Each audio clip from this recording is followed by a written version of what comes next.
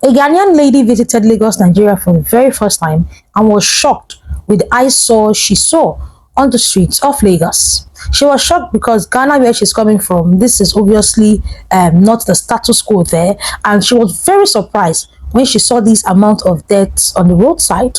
Who is to be blamed for this? Is it the Nigerian government or the Nigerian people? Lovelies, let's watch her reactions and then we come back. From start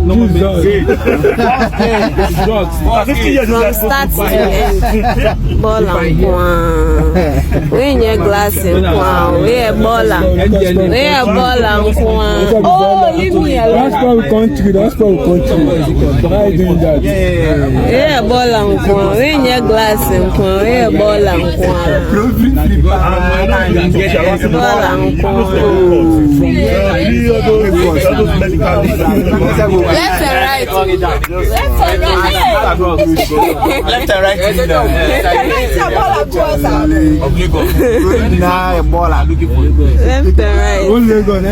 Ghana is a heavy in West Africa. For you, though, is the smell in Lagos that bad? Actually, go. Eko de bao. Lagos they smell, sir. Eko and Iru. 5 and 6. Have you been to Yaba? Maryland, is it that bad? It is terrible. Ojuelegba, mile 2, Oshodi under bridge. I know that Oshodi under bridge. You can relate. That one I can relate to that one. If Lagos smells that bad, mention other places that stink in Lagos. Lagos is the New York of Nigeria. Take a look at the New York.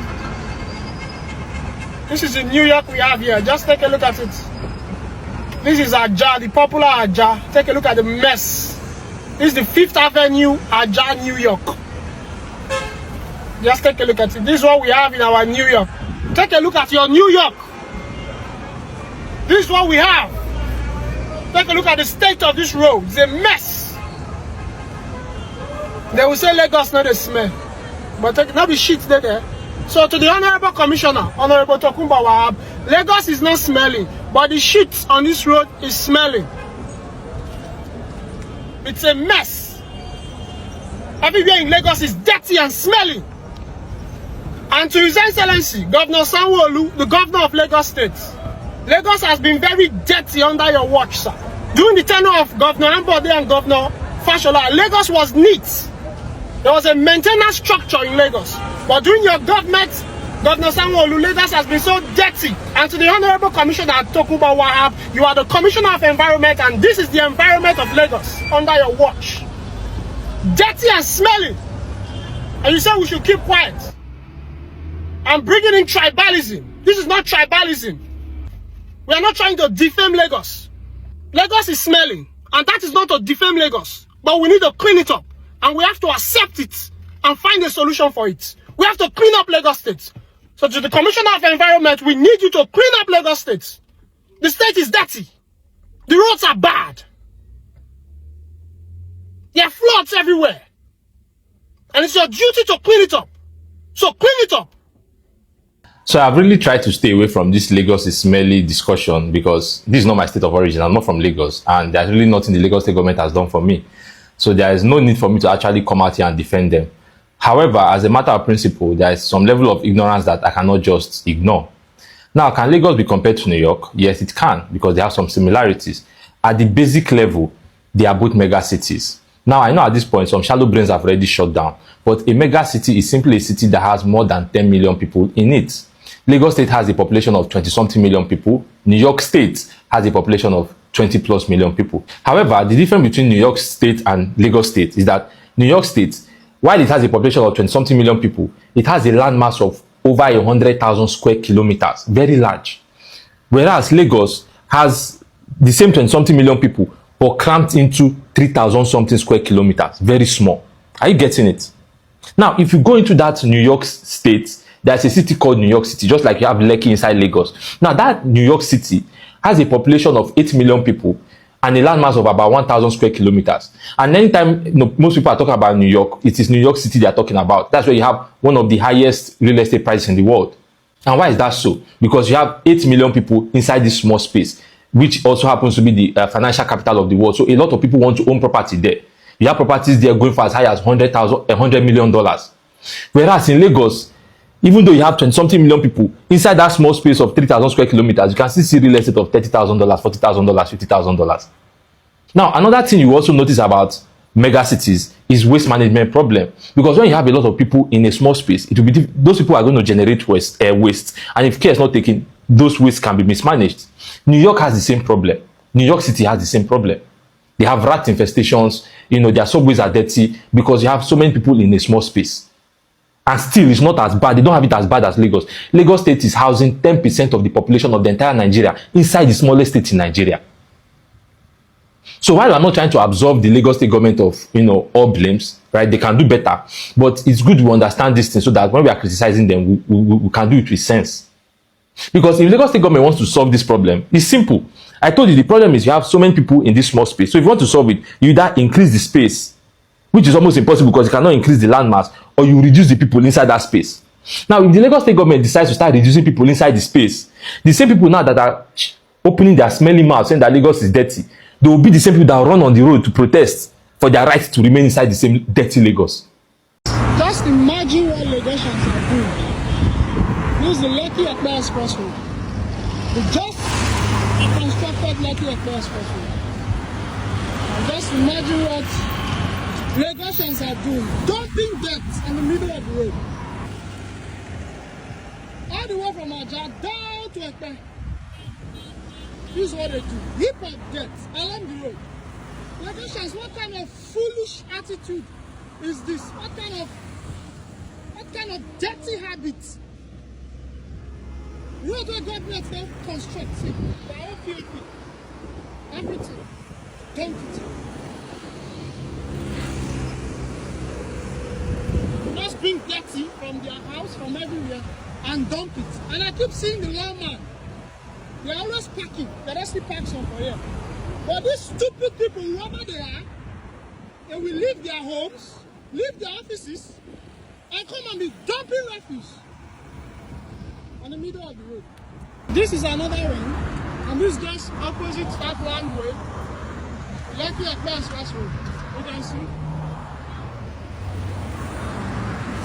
Dirt. They will just leave their house, leave their shops, and bring their dirt and dump it on the middle of the road. Oh, the day I will catch anybody, if I'm just driving along this road and I catch anybody with throw it. Oh dear God, I pity that person. Just see.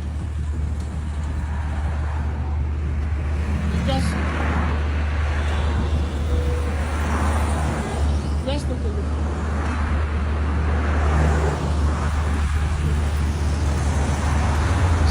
Look straight down. That's in the middle of the road. See another one. Straight down. You can see. Let me zoom.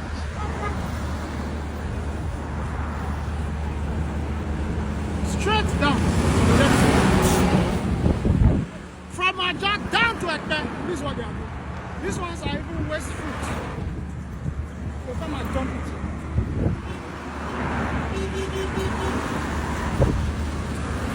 Straight down. They put that here in the middle of the road. Straight down. Just imagine what Lagosians are doing to their own states and to their own roads.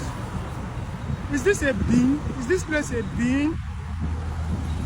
They cut trees from their various houses and come to dump it here. This is just just constructed Lekki Accra Express. See another one. That's another dirt. And if I'm to zoom down that way, you will see it continues.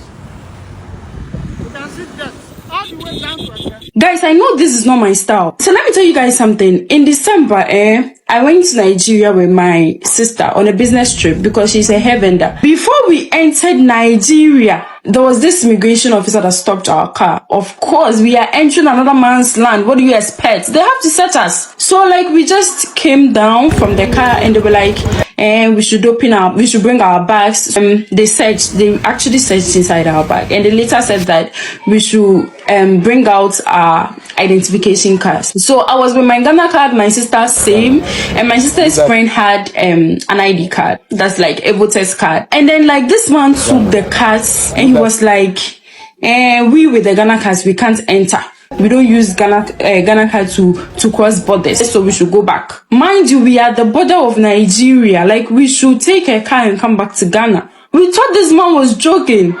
Because like before he asked us where we are coming from, we said Ghana with some kind of boldness and proudness because like we know Ghana and Nigeria. But this man showed us pepper. We started begging. We said, oh God, we are sorry. We didn't know say we don't use Ghana card cross Nigeria border. They don't tell us so. I won't sit here and lie to you. For over 3 hours we were begging this man to just let us enter because we already at the border. We can't waste money like that. And then one man was dressed in a mufti and then he was acting anyhow. Ghanaians, we should let them pay 150,000, 1,500 or something before like they will allow us to enter. Each one of us had to pay 250 cedis or something. You want to establish an Igbo kingdom in Ghana. I'm not saying I have any issue with Nigerians being somewhere nice, okay, somewhere nice. But I am begging my Nigerian friends, please advise this man. We are not playing. Thank you. Bye. I'm Delicious Army. Yeah, I talk Ghana, Nigeria, South Africa, Kenya, and all the good stuff relating to them. Had it been I saw this kind of video, and even this video wasn't done by a Ghanaian, and I just saw it online and I brought it here and I reacted to it and I say, my Nigerian people, we need to work on the way we take care of our roads, so the way we dump dirt. Let's be careful of the way we dump dirt by the roadside. This is an eyesore to the country. The Nigerian people would have come here and dragged me and say, I am, selling my country for YouTube views. That's what they will say in the comment section.